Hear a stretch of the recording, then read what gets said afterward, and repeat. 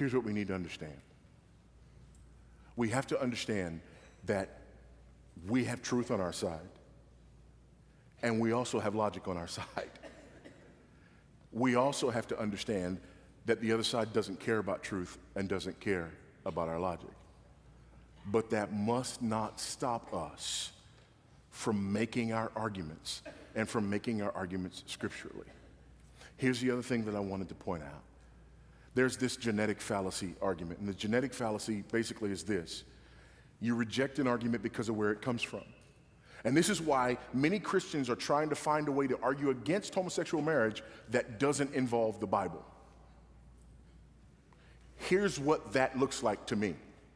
I am a knight, and I approach another knight, and I draw my sword, and the other knight looks at me and says, I do not believe in your sword. And so I put my sword back, and I then give him a lecture on metallurgy to try to convince him of what would happen if I would use my sword on it. That's ridiculous. No, I walk up. I do not believe in your sword. Do you believe now, or shall I cut you some more? Here's the other problem with that. Here's what they're saying. You can't bring the Bible to bear on this argument because you cannot force your religious beliefs on other people.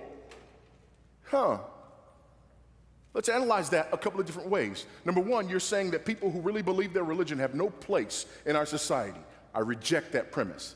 Secondly, you are saying that it is wrong for me to try to force my beliefs on you when in fact you are trying to force your beliefs on me. I reject that premise. Thirdly, you're actually arguing that I should be loving and kind and accepting toward you, which you get from my Bible but don't acknowledge. So what you're basically saying is, you believe your Bible, therefore you don't belong in the discussion.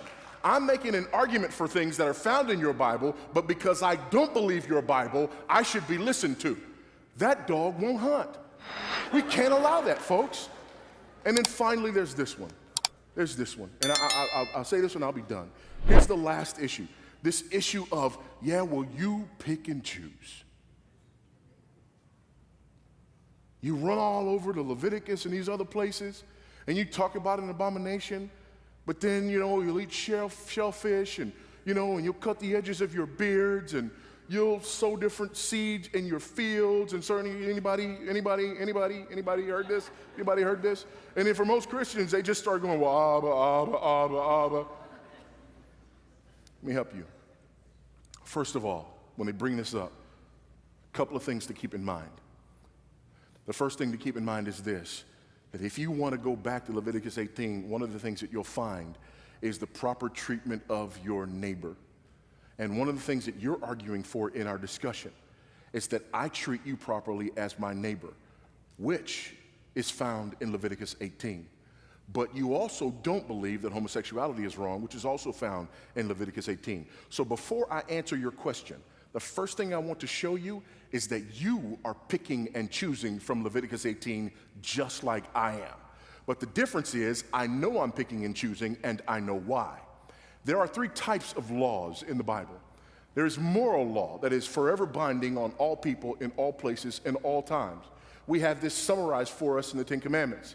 There are also civil laws. These civil laws were for the nation of Israel as a nation in the ancient Near East.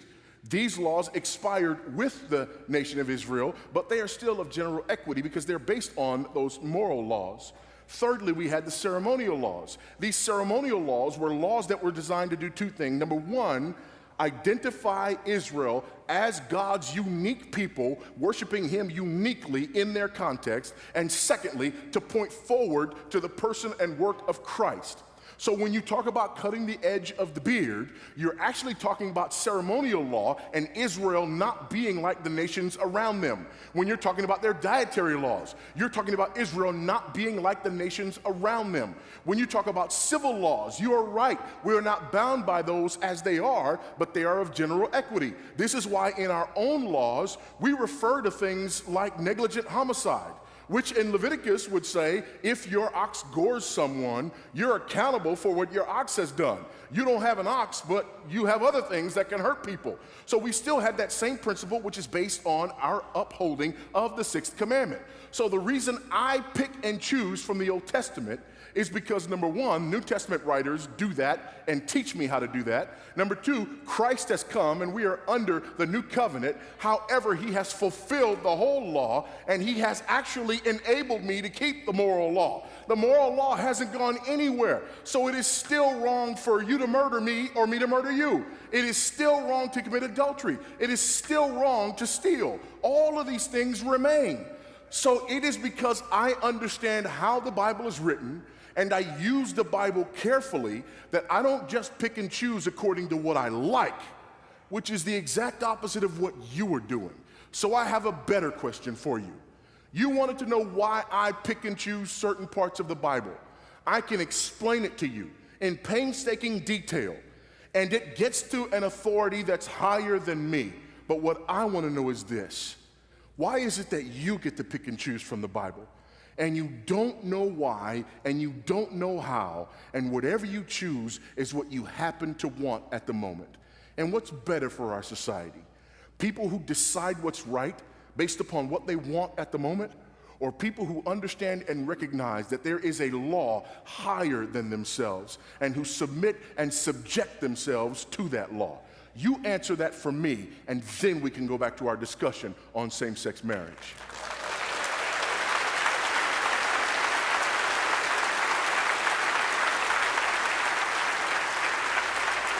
Listen, there's much more that can be said on this. We've covered what I want to cover in this. I hope you understand a few things here, and I know we went very quickly. I hope you understand that this is a Genesis issue. I hope you understand that this is a question of origins. I hope you understand that this is an educational issue.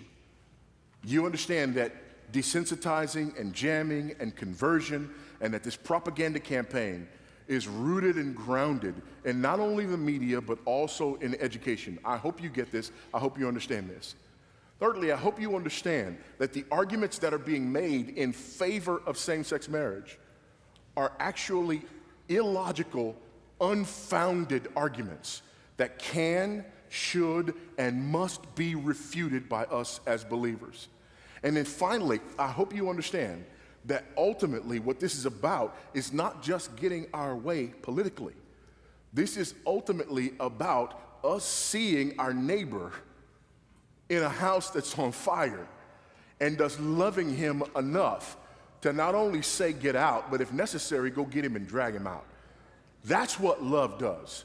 So don't let anybody tell you that it's not loving if you stand flat-footed and speak the truth about this issue of homosexuality.